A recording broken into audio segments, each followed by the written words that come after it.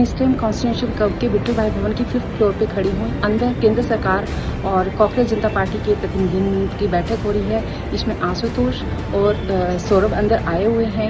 इस वक्त हम कॉन्स्टिट्यूशन क्लब में हैं, जहां पर थोड़ी देर पहले ही सीजेपी के दो प्रतिनिधियों के बीच में और जेपी नड्डा के बीच में संवाद हुआ है आंदोलन को लेकर। और 3-4 मांगे जो सीजेपी ने सरकार के सामने रखी, उनमें से 2 मांगों पर फिलहाल के लिए सहमति बनती दिख रही है, जिसमें एक जो है नीट के जो छात्र थे जिन्होंने सुसाइड कर लिया था इस दौरान जो है उनके परिजनों को मुआवजा, और दूसरी मांग जो है वो आंदोलन के दौरान जो छात्रों के ऊपर आपराधिक मुकदमे दर्ज हुए, ये 2 मांगे फिलहाल के लिए मंजूर कर ली गई। एक जो मांग थी सबसे बड़ी, वो धर्मेंद्र प्रधान के इस्तीफे को लेकर थी।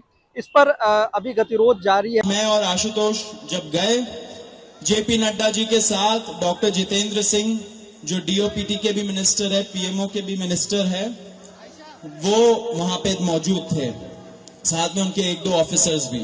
हम लोगों ने बहुत साफ शब्दों में और राइटिंग में उनको बताया हमारे 3 मेन डिमांड्स। नंबर 1 क्या है? सुनाई नहीं दे रहा है?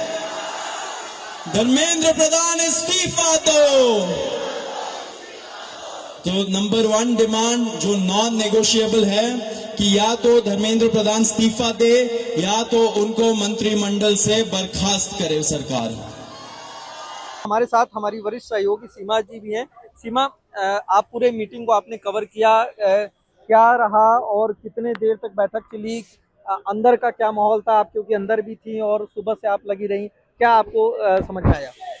केंद्र सरकार ने कल रात को ही कांग्रेस जनता पार्टी के जो प्रतिनिधिमंडल है उनको बुलाया था। उसमें यही पहले तो सरकार ने ये कहा था जो नीट यूजी से पेपर लीक से जुड़े हुए प्रभावित छात्र हैं वो भी आए, लेकिन यहाँ पर सौरभ दास और आशुतोष ही पहुंचे। 12:15 बजे से 12:30 बजे, 12:15 से 12:30 बजे के आसपास दिल्ली पुलिस उनको प्रोटेक्शन के साथ यहाँ लेकर आई। पहले मीटिंग कॉन्स्टिट्यूशन क्लब में होनी थी, उसके बाद बीपी हाउस में मीटिंग हुई, 5th फ्लोर पे मीटिंग थी और 12:40 पे मीटिंग शुरू और करीब 2:15 बजे तक ये मीटिंग चली।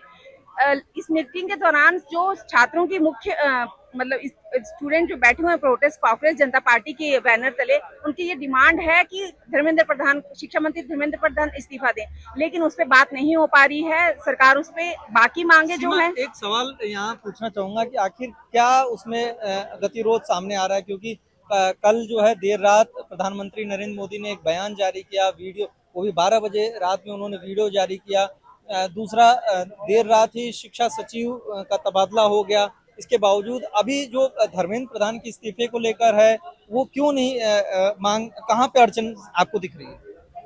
ये जो पूरा मामला है, अगर आप इसको देखेंगे तो ये अभी तक पूरा जो स्टूडेंट की मांग थी कि पेपर लीक नहीं होना चाहिए, पेपर लीक हुआ है, तो सरकार ने पहले सफलतापूर्वक पेपर संपन्न किया और सरकार अब सोमवार को एक बिल लेकर आ रही है। ये 2nd बिल होगा। इससे पहले भी ऐसे एक बिल आ चुकी है जिसमें ये है कि प्रावधान है कि अगर आप पेपर लीक से जुड़े होंगे तो उनको सजा है, जुर्माना, और ये पहला बिल था। अब ये 2nd अपडेटेड एक और नया बिल लेकर आ रही है जिसमें सख्त कानून लाया जा रहा है कि अब जो होगा फास्ट ट्रैक कोर्ट पे चलेगा और सब कुछ होगा। तो लेकिन अभी ये छात्रों को भी समझना चाहिए कि शिक्षा मंत्री सिर्फ दिल्ली का ही नहीं है, राज्यों में भी अभी पंजाब में हुआ, कर्नाटक में, उत्तराखंड में हुआ, तो तीनों जगह, एक जगह आम आदमी, पंजाब में आम आदमी पार्टी की सरकार है, कर्नाटक में कांग्रेस की है, उत्तराखंड में बीजेपी की है। तो अलग अलग स्टेट में अभी हाल फिलहाल में एक ये अगर 15 से 20 दिन ये प्रोटेस्ट शुरू हुआ है 26 दिनों का, उसके बीच में ये पेपर लीक हुआ, तो सिर्फ शिक्षा मंत्री धर्मेंद्र प्रधान के पीछे क्यों बात हो रही है? जब ये मुद्दा मीटिंग में उठा तो उस वक्त आपने बहुत सारे लोगों से बातचीत की होगी मीटिंग में, जो सौरभ और आशुतोष रंका थे। उसके बाद इस मुद्दे पर सरकार का क्या पक्ष रहा? जब ये मीटिंग शुरू होनी थी उससे पहले ये मन बना के आ चुके थे कि मीटिंग को नहीं, जो भी सरकार इनके अपील कर रही है उसको नहीं मानेंगे। इनकी क्लियर कट से यही बात है कि बाकी सब बातें बेमानी है, हमें सिर्फ केंद्रीय शिक्षा मंत्री धर्मेंद्र प्रधान का इस्तीफा चाहिए। मीटिंग में जाने के पहले कांग्रेस जनता पार्टी के जो प्रतिनिधिमंडल था और मीटिंग से निकलने के बाद उनका एक ही कहना, जब तक हम शिक्षा मंत्री जब तक इस्तीफा देंगे उसके अलावा कोई मांग मंजूर नहीं है। हाँ, ये जरूर है कि उन्होंने अपनी 3 से 4 मांग जो है, मेन 3 मांग है, उसके अलावा भी 1-2 चीजें और अंदर मीटिंग में हुई है। इसमें सबसे मुख्य है केंद्रीय शिक्षा मंत्री धर्मेंद्र प्रधान का इस्तीफा, साथ में 2 जो पेपर लीक के बाद 17 स्टूडेंट का जो सुसाइड हुआ है उनको कंपनसेशन दिया जाए। तो उसमें करीब 1 करोड़ की बात है जिसको सरकार ने मांग लिया है कि जो सुसाइड हालांकि इसमें पैसे की बात अभी पूरी नहीं हो पाई है। उन्होंने कहा उचित मुआवजा दिया जाए। सरकार उचित मुआवजा की बात कर रही है, लेकिन इन्होंने जो डिमांड रखी है वो 1 करोड़ के आसपास रखी है कि 1-1 करोड़ प्रति छात्र के परिवार को दिया जाए।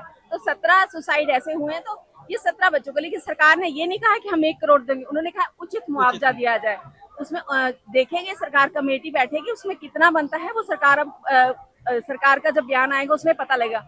तीसरा जो मामला है कि जितने भी यहाँ पे मतलब जो भी लाठीचार्ज हुआ, जिन्होंने तोड़फोड़ करी, हमला किया, सरकारी संपत्ति को नुकसान पहुंचाया, उन लोगों के ऊपर जो भी मतलब आपराधिक मुकदमे हैं उनको हटाया जाए। लेकिन वो आपराधिक मुकदमे छात्रों पे तो हटाने के लिए सरकार एक तरह से मना नहीं कर रही है, लेकिन छात्रों की आड़ में जो अराजक तत्व है उनके ऊपर अगर मुकदमा दर्ज हुआ है तो उसको हटाना गलत होगा।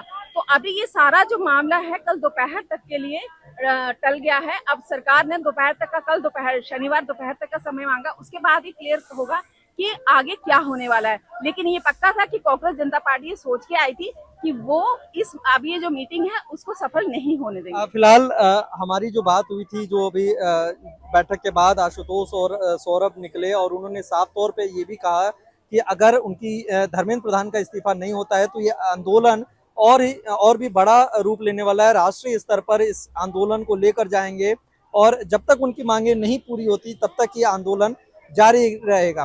कॉन्स्टिट्यूशन क्लब से अमर उजाला के लिए मैं हिमांशु मिश्र, सीमा शर्मा के साथ मैं हिमांशु मिश्र। अगर आप ये वीडियो YouTube पर देख रहे हैं तो हमारे चैनल को सब्सक्राइब कर बेल आइकन दबाएं और Facebook पर देख रहे हैं तो हमारे पेज को लाइक करें।